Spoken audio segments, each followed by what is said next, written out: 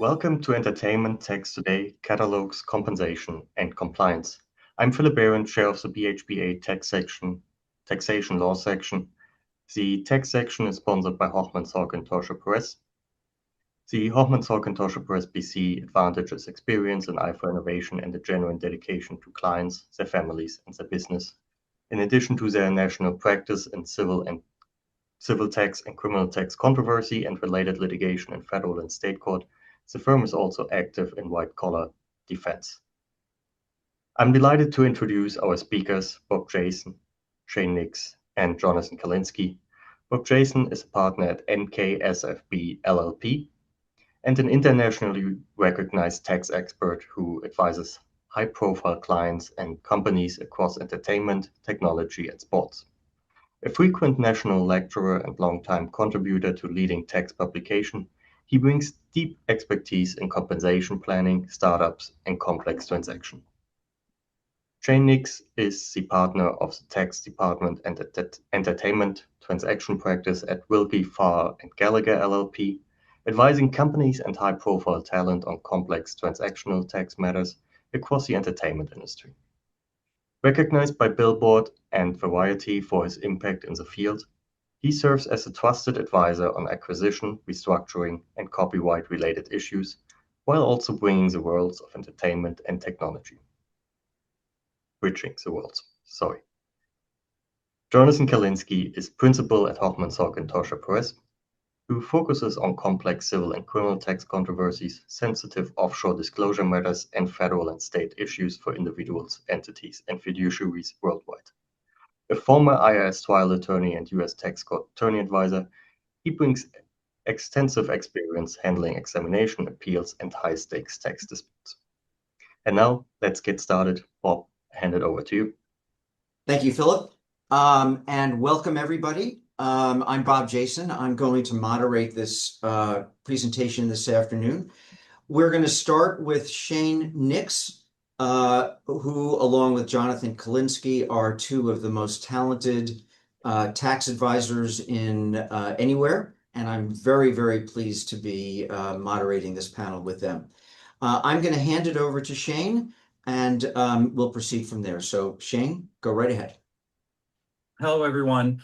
So I'm going to start today, and what I'm going to generally cover is some common topics that come up in the entertainment industry, starting first with production company financing, talent services, music catalog sales, issues that arise with copyright reversion issues, security expenses, and then I'm going to turn it over to Bob regarding endorsement deals, and along the way, Jonathan or Bob may chime in and add some color to some of the topics that I'll be going through. So first, going on to the first slide, a common topic that arises in film finance is Section 181. And so to give some context to Section 181 and what it actually does, the general default rule historically is that when you create an intangible asset, that your costs have to be capitalized into the tax basis of that asset, and you can't start depreciating that asset until it's placed in service, which for purposes of 181 is the initial release or broadcast. So when it's first released for commercial benefit and monetizing the underlying asset. Now, where 181 becomes useful in practice is that particularly for independent films that are being produced like through a partnership LLC, for example, what happens is that in industry practice, sometimes people do not want to. Sometimes people do not.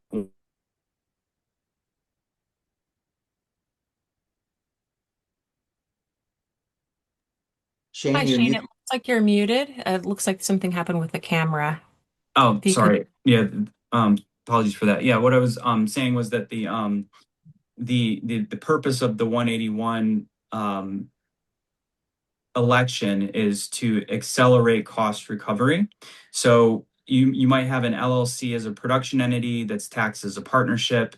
To bring in investment tax-free into the partnership is really done one of two ways. It's either by capital contribution that you give the investor equity in the LLC in exchange for that, or as a true bona fide debt for income tax purposes. As an industry practice, however, sometimes the way that films are structured in terms of financing is that the LLC will enter into an investor agreement with the particular investor, and in that context, for tax purposes, that's not treated as debt because it doesn't meet all of the various criteria to be treated as debt for federal income tax purposes. And if they're not getting an actual equity interest in the LLC, it's not going to be treated as a tax-free contribution. So the next question is, well, if it's not debt or equity, what is it? And under these investor agreements that are commonly used, ultimately, what it really is for income tax purposes is that the LLC is effectively selling a right to receive future proceeds in the film, which would be a currently taxable transaction. And how that's reported on a tax return is up to the underlying accountants, but typically from a pure general tax perspective, that's taxable income upon receipt. And if you're under the default rule where you have to capitalize your production expense, then unless you release the project in the first year, when you receive that cash investment, then you're going to have taxable income without a corresponding deduction to offset that income. So where Section 181 comes into play is that if the LLC is eligible for Section 181, when that income's received, as long as that income is spent in the same year that it's received, 181 allows the LLC to deduct expenses as and when incurred, rather than requiring those expenses to be capitalized and then depreciated over a 10-year period. So to qualify for Section 181, 181 was enacted to encourage investment in the U.S. So the general requirement is that 75% of the above the line costs for services, which would be to directors, production personnel, writers, etc., 75% of those costs need to be for compensation for services that are performed in the United States. So if you meet that requirement, then the entity LLC, who's the owner of the underlying production, i.e. the copyright, has to make an election on its tax return, which is made in the first year that the principal production is started. You have to make the 180 election with respect to that tax return year. And historically, 181 has included qualified film and TV productions, which would have this, the 75% compensation requirement that I just mentioned. And there's also live theatrical performances that can qualify as well. That work usually typically comes more so in my experience outside of New York. So historically, I've done a little bit of the live production 181 planning, but for the most part, it's been in the film and TV context. Now, interestingly, as part of the One Big Beautiful Bill Act that was passed in July, Section 181 was amended to include qualified sound recordings, which allows an LLC to, deduct costs as and when incurred up to $150,000 per tax year with respect to sound recordings. Now, 181 was amended, but interestingly, it was not extended. So effectively, 181 is set to expire before, by any productions that would commence after January 1st, 2026.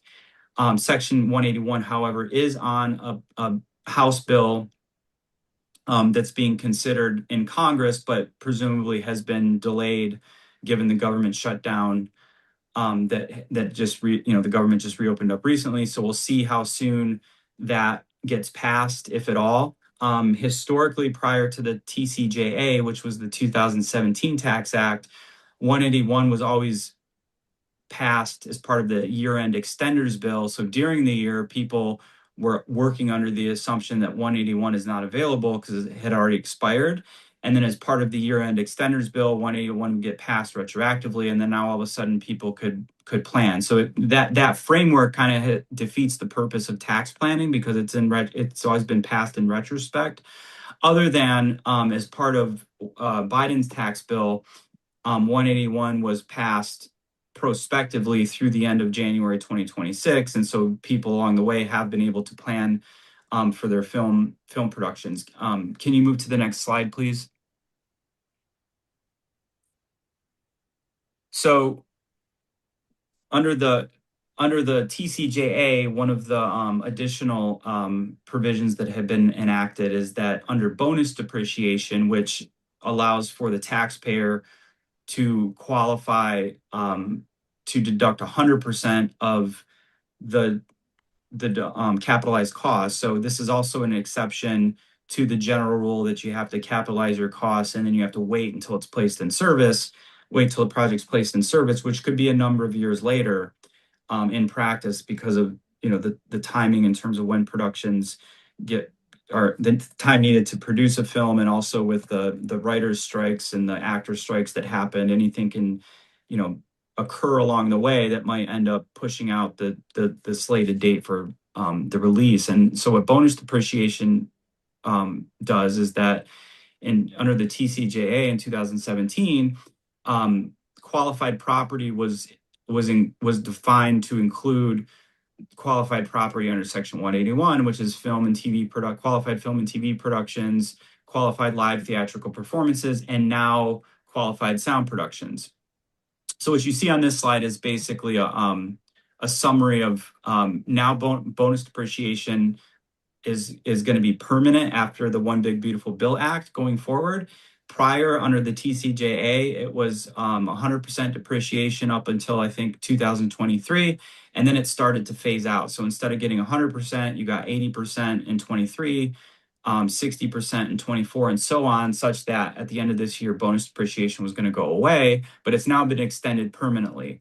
Now, that still doesn't, if you go to the next slide, that still doesn't solve some of those investor issues that I raised earlier, because a key distinction between bonus depreciation and 181 is that 181, you get to deduct expenses as and when incurred. With bonus depreciation, you still have to capitalize your costs, and then you can take the bonus, which is 100%, but you can't take it until it's placed in service. So you still have to wait until the initial release or broadcast in order to take 100% of the bonus depreciation. And one of the articles that I referenced on my prior slide, which in the materials is a link to the actual article, it explains what the issue is in production between 181 and bonus depreciation. One other key distinction between 181 and bonus depreciation is that under Section 181, you can only, if you qualify and you make the election, it's on a project by project basis. So for a film or TV production, it's for that specific film or TV production. A sequel would be a new production that you could make a 181 election on. For a TV series, you can only make the 180. Each episode in the series is treated as a separate production, and you're limited to making 181 for the first 44 episodes of a series. But if you don't have 181, you still have the timing investment. What you see on this slide is just as an illustration of the structuring. So what you see here is like a preferred equity interest. That would be where the investor is actually getting admitted to the LLC as a member. So it's a tax-free contribution of capital that will be used to produce the film. There's an indirect ownership by the investor through the LLC interest, so that when the production LLC in this example makes a 181 election, any losses that are generated from that election, as and when those expenses are incurred, can flow up directly to the owners, including the investors. And that's a robust way to structure a 181 election. On the right there, where you see a ride-along investment, that's what's a common structure, where you just have this like investor agreement, but there's no equity and it's not treated as debt. And so that raises, you will see in practice that sometimes people will say, they will argue that you don't have to own the production in order to make a 181 election. That is just patently false. The regulations require that you have to own the production in order to make the 181 election. So the investor is not going to be able to get the benefit of 181 or bonus because they do not own directly or indirectly the underlying production.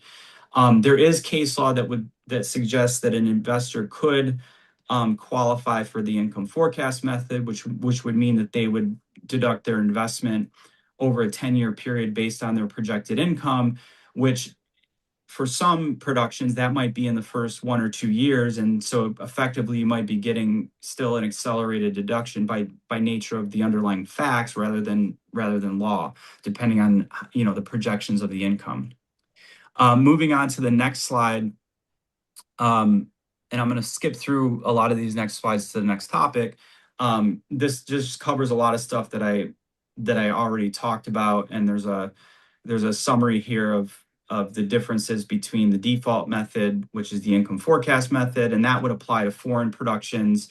It may also apply to U.S. productions, but bonus depreciation is effectively, I believe, you would just report it as bonus depreciation if you're a qualified production. You don't have the $15 million limit that you have with 181. So you can really, if it's a qualified U.S. production, you can really take everything immediately as and when it's placed in service. So if it's a qualified U.S. production, more likely you're going to be, if you're not eligible for 181, you're going to be reporting under bonus depreciation.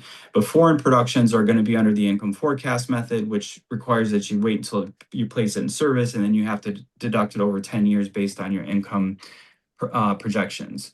On the next slide, this is just a summary of considerations that we'll kind of skip through, but you can use for reference.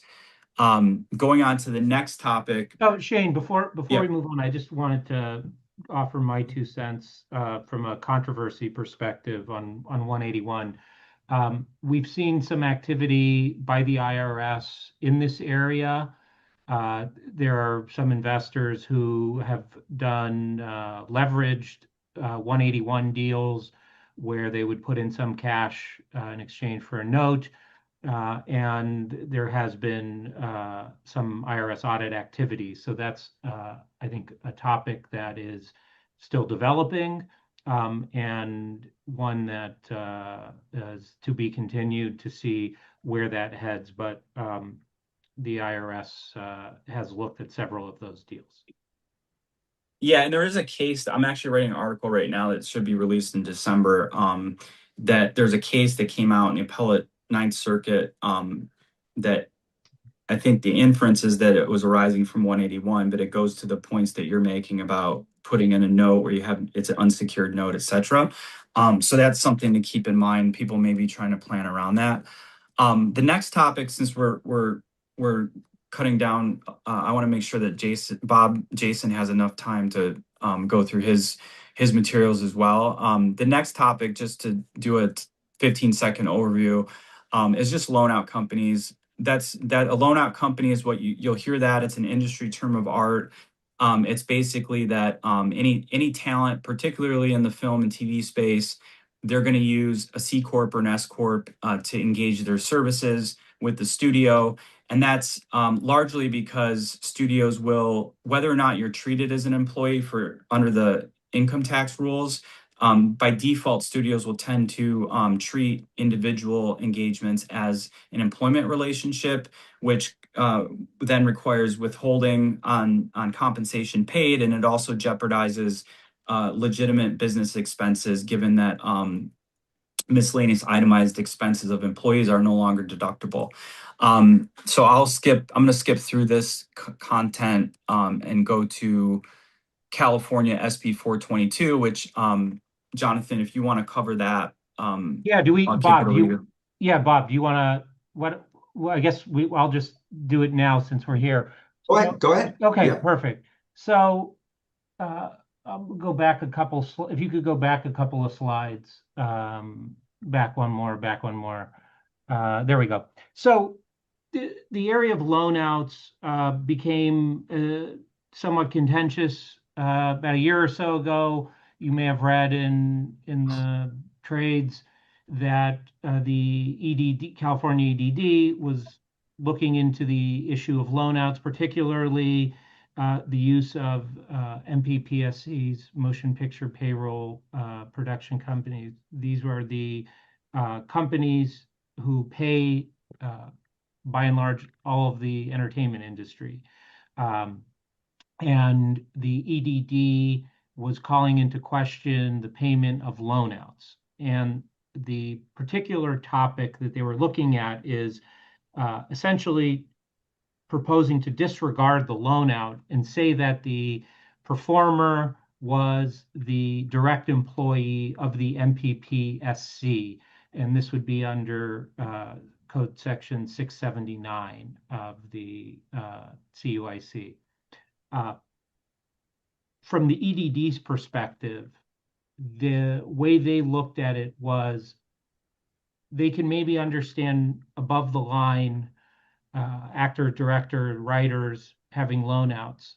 But in practice, as the loan out issue evolved over time, it was being widely used below the line in areas that you previously didn't. And so they also found significant non-compliance among the loan outs. And instead of going after each individual loan out, they decided, isn't it easier if we just use 679 to go after the MPPSCs, the payors?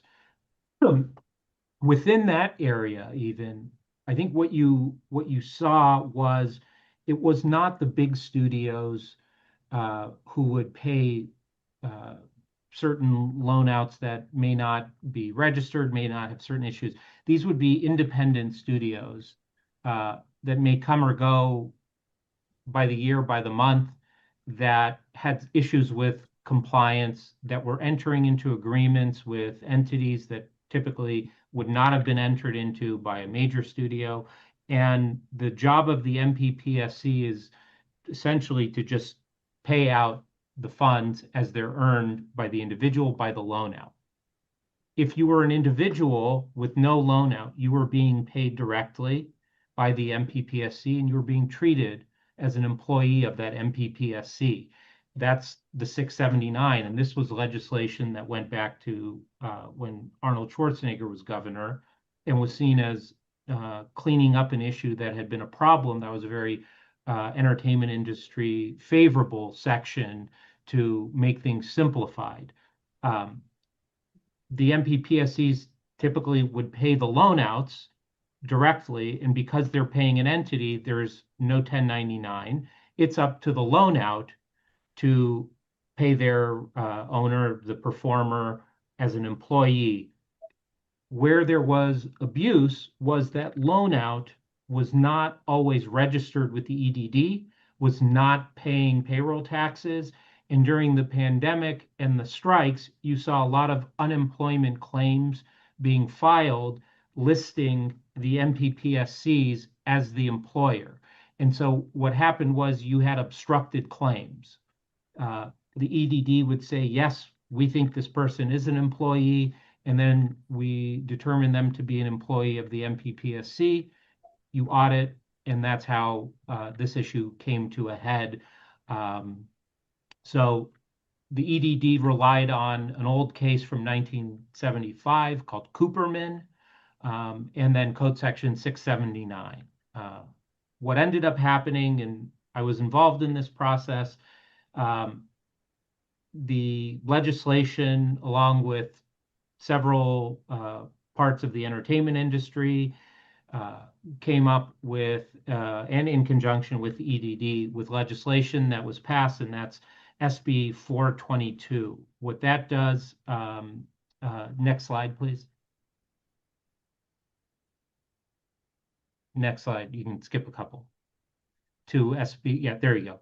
That was signed by Governor Newsom in September of last year, and basically codifies the loan out. And remember, this is within California, but specifies that a loan out company is the employer of the employee owners. So think of your actor, your director, and in reality, a lot of below the line workers have adopted a loan out for themselves.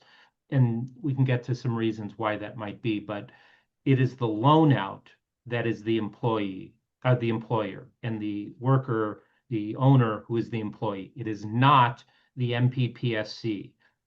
Specifically, the legislation says we are not overruling Cooperman, and this is not intended to limit UI benefits. So the way to do it is if you have a loan out and you're in a period of unemployment, you file a claim, you file that claim and say that your loan out is the employer. To do so, you have to be registered with the EDD. Register with the EDD. If your loan out, if you have clients whose loan outs are not registered with the EDD, because of this law, the EDD is going to have no choice but to start looking directly at the loan outs, not the MPPSC. The other important thing I want to highlight here is that loan outs are corporations or LLCs classified as corporations for federal tax purposes, not partnerships. If you have a partnership, you technically don't qualify as a loan out and should not be paid by the MPPSC as a loan out. Beginning next quarter, first quarter 2026, the MPPSCs are required to start filing reports to send into the EDD the payments to the loan outs and then the identification information. So this sets up a system very similar to if somebody receives a W-2 or a 1099, the IRS knows what you've got. If that doesn't fall on your tax return, they've got this matching system that is usually how most audits end up. That's going to happen here. If the MPPSCs report certain loan outs and those loan out companies don't report, aren't registered, expect to see audits. Even if these are one-person companies, the EDD is essentially left with no choice. One of the issues here, though, I can envision is going to be if a loan out makes $1 million, but pays wages of, say, 200,000, you're inherently going to see a mismatch here. That's not necessarily a problem. That's a very common setup. But it may result in some questions being asked. And we'll just have to see how this issue evolves. Also note that, again, this is only California. So other states where we have not seen this issue, but that doesn't mean you won't see it in the future. And yeah, we'll just have to see how this plays out. Might as well make a comment, Jonathan, on the viability of loan out corporations generally. This is an issue that was extremely concerning years ago, in the era when loan out corporations really took off and became very popular. And the IRS took the position, and maybe they still believe it, that loan out companies are just shams that you don't need, and that the only purpose of loan out corporations is for the tax benefits to the individual. And those tax benefits are substantial. But I have not seen in the relatively recent past any wholesale attacks on loan out corporations. So my view remains that loan out corporations are here to stay. There may be attacks on them from time to time, like like California, but generally speaking, they are a very incredibly valuable planning tool for talent. Yeah, and just adding on to that, the case that I mentioned in a couple previous slides, Sargent v. Commissioner from the from the 90s. The takeaway there is, in my view, is that the two requirements, there's a code section 269 cap A that gives the IRS discretion to ignore an entity for tax purposes if it's being used solely for tax avoidance purposes. In the Sargent case, the taxpayer ended up winning. The Sargent case dealt with hockey players that were using loan out companies, which now we know that as an industry practice, athletes are generally treated as W-2 employees now. But the Sargent case still applies for other film and TV and other areas where loan outs are still in existence. But the two general requirements on takeaway in my mind from Sargent is that you have to have, the corporation has to have control over the talent's activity, and you have to follow corporate formalities. So a key component to the loan out company, and Bob's written an article on this in the recent past, is to have an employment agreement in place. And my two I think the important pieces that are gained from the employment agreement is it establishes contractual control over the talent, which is one of the requirements from Sargent. And also it establishes additional corporate formalities, because what does corporate formalities mean? In practice, you look to the statute and it's like, are you having board meetings, et cetera, et cetera. But in this context, the talent is wearing all hats. They're the officer, they're the director, they're the employee, they're the shareholder. So it's hard to establish what would traditionally be viewed as corporate formalities. And a proper employment agreement sets forth, a formula in terms of how to determine compensation versus a distribution, et cetera. So that's an important point here as well in terms of having the loan out respected. Great. Okay. Shane, is there anything else on your list that you want to talk about? I might just cover for maybe 5 minutes the music piece here, and then I can turn it back to you. Great. So I'll make the music catalog. There's obviously a ton of music catalog activity, and there's not a whole lot of available case law in terms of how certain gray areas are treated in terms of character of gain. So I'm going to just touch on that for a minute, and then also just raise a couple of the points that come up, and that is when you have a sale, how do you treat the repayment of any advances that are unrecouped?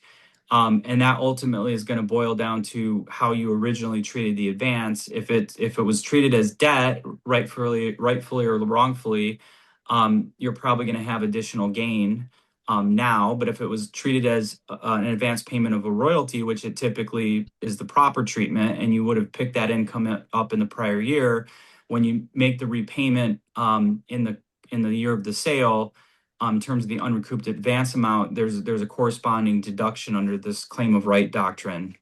So those are 2 points just to keep on the radar. In terms of character of gain, going to the next slide.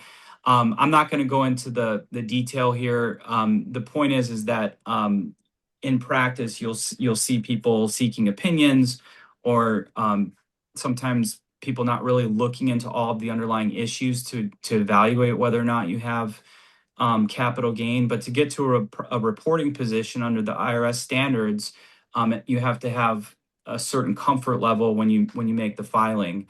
And rather than getting into the detail on this slide and the next slide, this is really intended to be an issue spotting point, that the analysis should be covering, why is it not a work for hire? I've seen opinions where people just say, well, we don't think that the law that governs treatment of work for hire payments is applicable anymore. It was or it was applied incorrectly with no further analysis. That's not going to be a sufficient reasoned opinion. Likewise, the substitute for ordinary income doctrine, that is a U.S. Supreme Court doctrine that has never been overruled, and it's been applied as recently as, from my recent research, as 2011, possibly later. I've seen that doctrine just completely ignored and just say, oh, it hasn't been applied in a while. Let's ignore it. Going to the next slide, you also, there's a bunch of different components under Section 1221 that need to be addressed. Is it inventory? Is it a self-created intangible? Is it depreciable business property? So these slides are really just intended to make sure that, when you're looking at this type of analysis, that you're thinking through all of the various issues. I'm going to skip the next topic, taxation of copyright reversion. I provided a link to an article that I wrote in 2020 that kind of gives some framework as to how this might be analyzed. And then I'll also skip security expenses. If we have time at the end, we can come back to it. The main point that I just want to flag is that in the IRS audit manual, which is typically where an auditor is going to be looking, they don't address Section 132, which is a legitimate way that security expenses effectively can be deducted.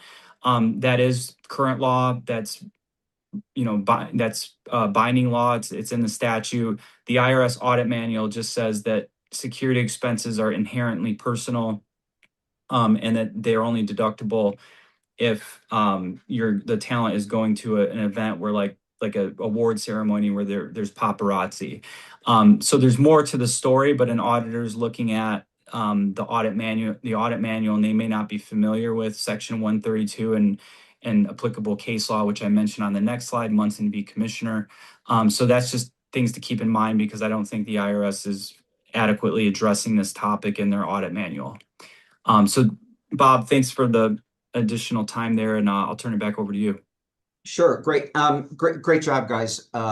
One of the things that Shane's slides show is that there are many topics to be covered here, each of which really deserves its own special presentation.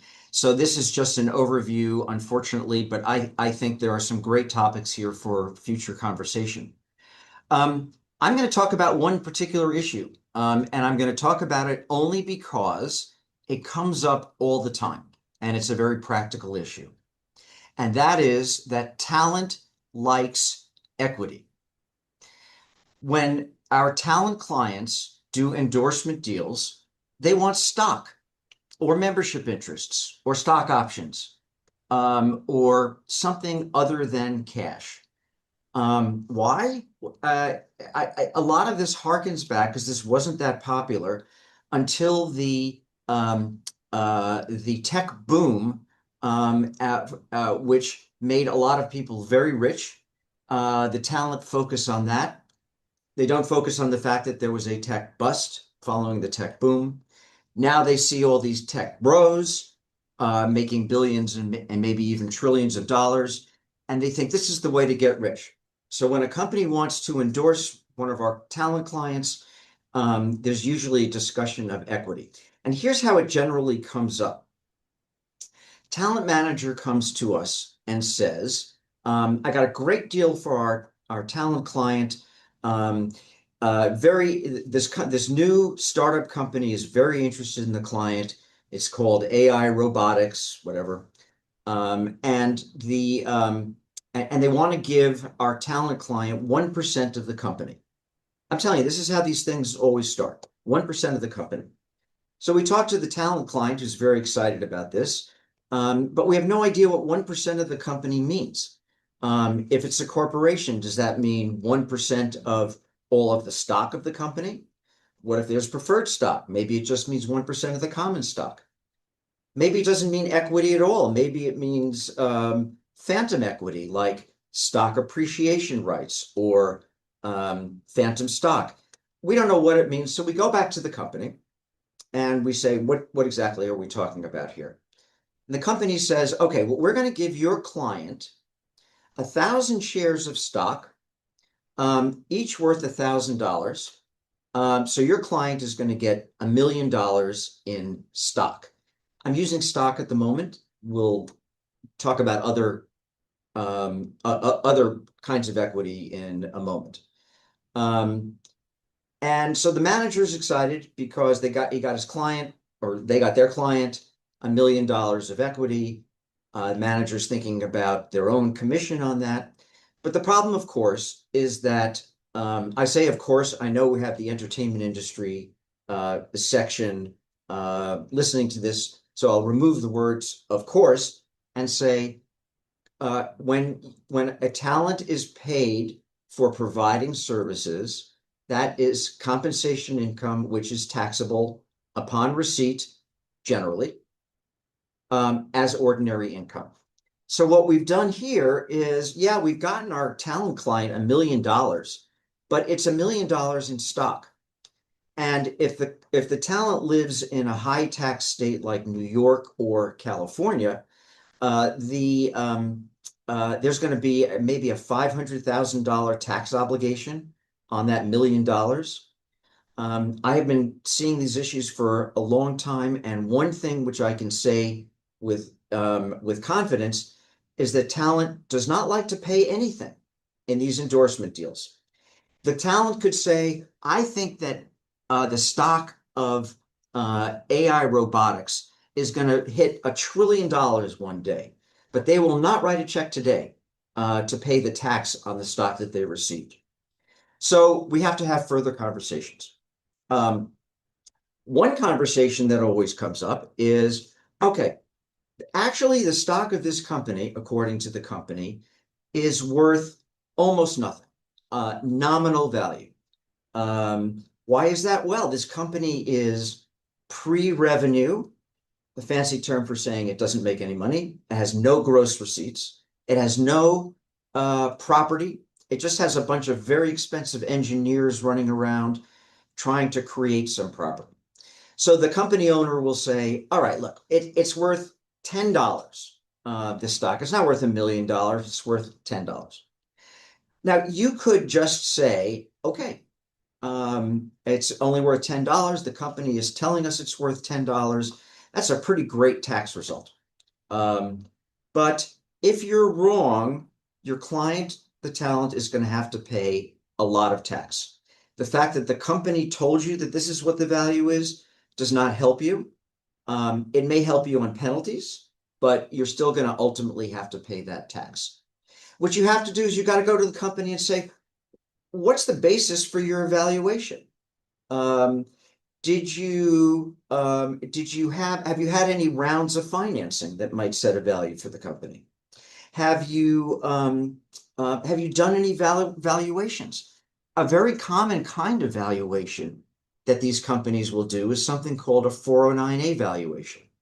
409A is a terrible tax code section, horrible, that basically requires, if you grant stock options to an employee, the exercise price of that option cannot be less than the value of the stock.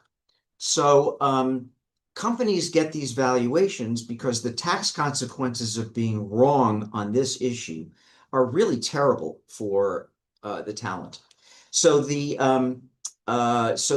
company will get a valuation that says, it's okay, we can issue stock options at this price. If this particular, it could be that this particular company really has no indicia of valuation that you can point to. Sometimes we'll just ask them to get a valuation so that we have no surprises on this one. But if we go back to our basic example of, let's suppose that the stock really is worth $1,000 a share. We don't want to pay tax on $1 million. So what do? We have to restructure this in some fashion. And a first go at it is, okay, instead of stock, how about stock options? A stock option is a contractual right for someone to buy a share of stock at a particular price today. So in our example, if we're assuming that the client's going to get shares of stock worth $1,000 each, we could certainly have them instead issue to our client a stock option with an exercise price of $1,000 per share. More on that in a moment. And what have we achieved? Well, in the grant of stock situation, the talent has to pay tax on the stock. But if you structure a stock option properly, the grant of the option is not taxable. It's tax-free. So you've solved that problem by just changing the form of the equity. And now the difference between an option and stock happens on the cash out portion of the transaction years down the road when the stock is or options are either sold or exercised. Any monetization of a stock option is ordinary income. In contrast, if you sell stock, it's almost invariably capital gain. So this is the trade-off here. The trade-off is if you take stock, you have to pay tax up front, but everything else is capital gain. If you get an option, the option is tax-free on grant, but the exercise of the option is ordinary income. There are other ways of skinning the cat here. There are things that are referred to as phantom equity. It's not really equity. You don't own an interest in the company like stock or stock option. It's simply a compensation program that is designed to pay the talent something that is equivalent to the value of the stock or the appreciation of the stock at some point in the future. So a great example is phantom stock. Instead of giving the talent stock, which is taxable today, we give the talent a right to receive the value of 1,000 shares of stock at some point in the future. That's laid out. At that point in the future, the talent has ordinary income, no tax at grant, and the talent is perfectly fine. Again, the talent really doesn't care up front about the distinction between capital gain and ordinary income. They just want cash, and they don't want to pay tax until they get the cash. Okay, I'm going to just finish with one related topic. And this topic deserves a whole this whole thing deserves a whole seminar in and of itself. But let me just finish quickly with this. The challenge that we have found is that there's a trade-off either way we've structured these things. Either the grant is tax-free up front, like a stock option or phantom stock, but you have to pay ordinary income at the back end, or it's taxable up front, like the grant of stock, and it's capital gain at the back end when the stock is sold. Wouldn't it be great if there were some compensation structure that would allow you talent to receive equity upfront tax-free and cash at the back end at capital gains rates? That is the holy grail of compensation planning, and it exists. It exists if the issuer is, or can be structured to be, an LLC, because there is a type of membership interest in an LLC. It's called a profits interest, which is a terrible name for it, because a profits interest to the entertainment industry is an interest in an income stream. This profits interest is a membership interest in the LLC, and it has certain characteristics that basically assure that the interest is only an interest in profits to come and not current value. And if you structure it properly, the grant of the profits interest is tax-free, while the back end payments can actually be capital gain. That is the holy grail. I wish I had more time to elaborate on this and the other issues, but I want to reserve sufficient time for Jonathan to finish his presentation. So I'm going to end it here and hand it back to Jonathan. No. We'll go back to Shane. I'm done. Oh, okay. Yeah, we'll go to Shane. And if anybody has questions, feel free to submit questions on through the Q&A function. Yeah, it looks like we have about 9 minutes. How much time do we have left? 9 minutes? Yeah. Okay, so if there are any questions, I'll continue on with the security expenses, just to give a little more color there. And then if people have questions, I can kind of pause, because I think the gist there is that there is a framework to deduct security expenses if you have the right facts. Okay, so yeah, with respect to security expenses, there's a code section 132, that deals with fringe benefits being provided to the employee of the company, and this applies whether it's a company with 100 employees, and it also applies even if it's a loan out company that has 1 employee, i.e. the shareholder talent. One of the fringe benefits that's provided for in the statute is a working condition fringe.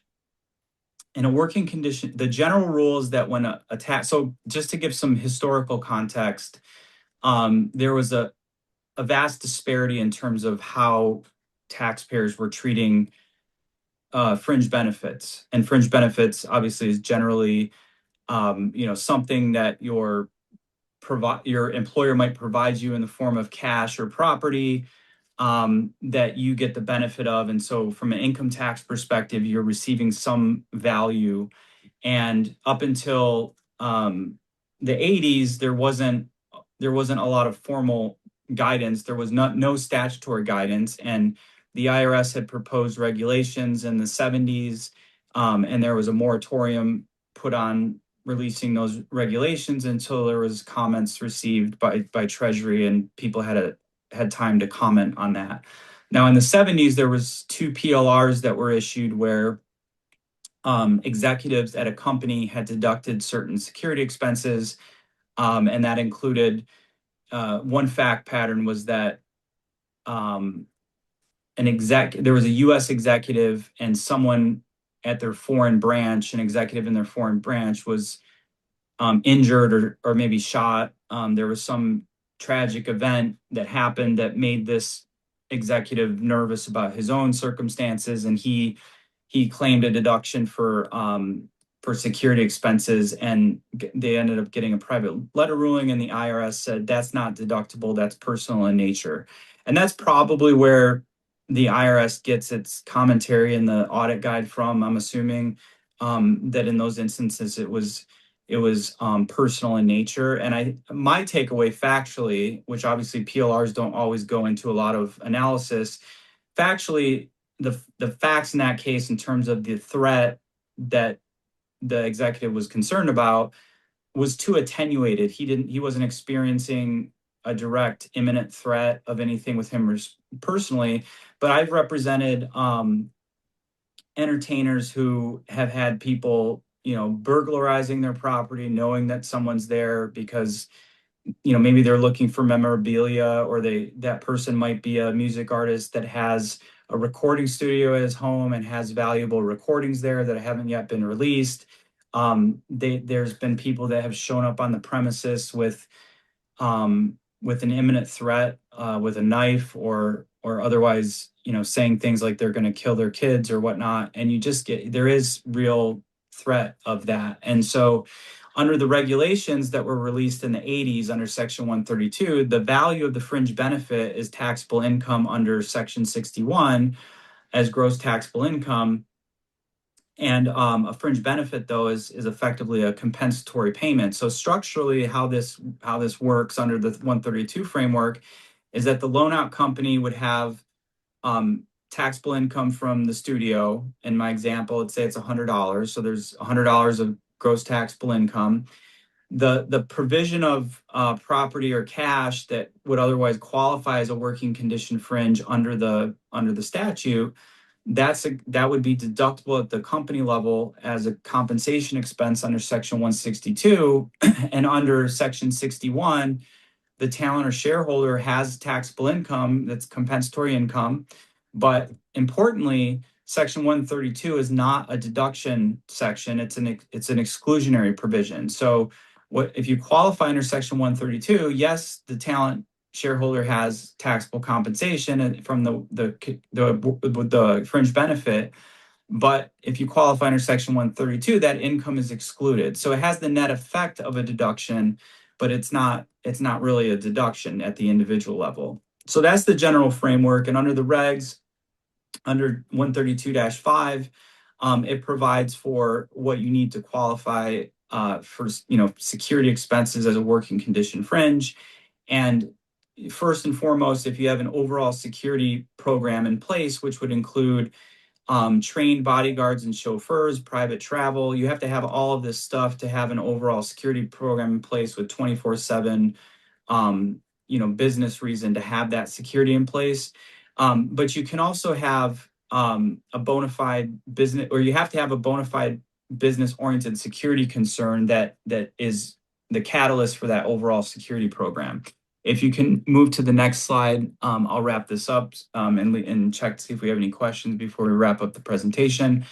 So on the next slide, if you get an independent, if the company gets an independent security report done by there's companies out there that have individuals that have experience with security historically. They might have been in police force, they might have been special ops in the military, but they'll do a formal analysis and evaluate under your facts and circumstances, what do they recommend as an independent consultant to protect the employee. And once you get that report, if it meets all of the requirements, that will satisfy the overall security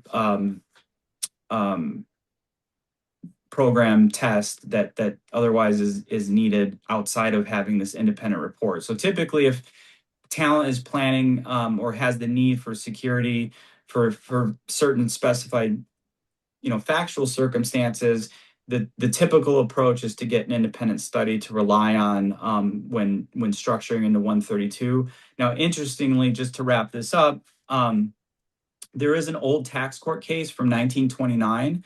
While it is old, it has been cited to in the 2000s, so it's still viewed as good case law. What's interesting about that case is that it wasn't in the context of a fringe benefit. It was a sole proprietor who was a farmer, and he had fired some employees. They became disgruntled and started vandalizing his property. Someone took a shot at him with a rifle, or maybe back then it was a musket, because it's a fairly old case.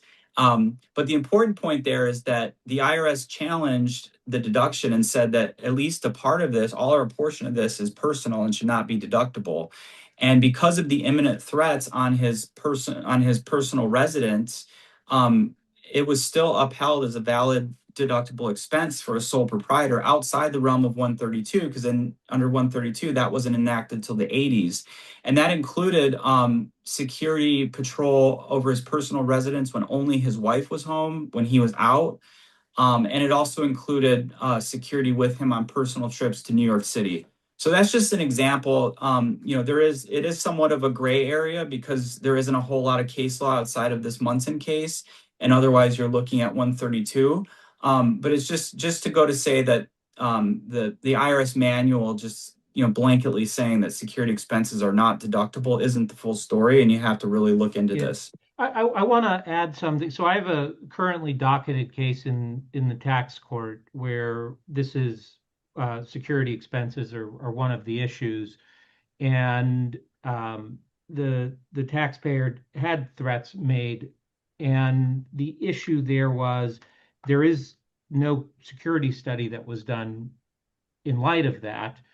And the government is calling into question whether the security was provided 24/7 or whether there were certain flights that may have been international flights that there were security wasn't there. That's one of the issues there. But one of the resources that I've looked at is if you look at the public filings of almost all big companies, Apple, Tesla, Netflix, there's going to be a note in their compensation section about security that is provided to certain executives, and you may find out that they've treated it as compensation as opposed to considering it a fringe. And so that's one of the issues in the case that I have, and we'll see how it goes. But again, it's I wouldn't say directly related to entertainment, but it's something that you definitely see in the entertainment industry as well. Okay. Well, thank you guys. Great job. Thank you to our audience for listening in and watching this seminar. I'm sure I speak for the others where by saying if anyone has any questions after this event, feel free to reach out and we'll be happy to discuss them. So we're going to sign off now. Thank you very much and enjoy. Thanks, Bob.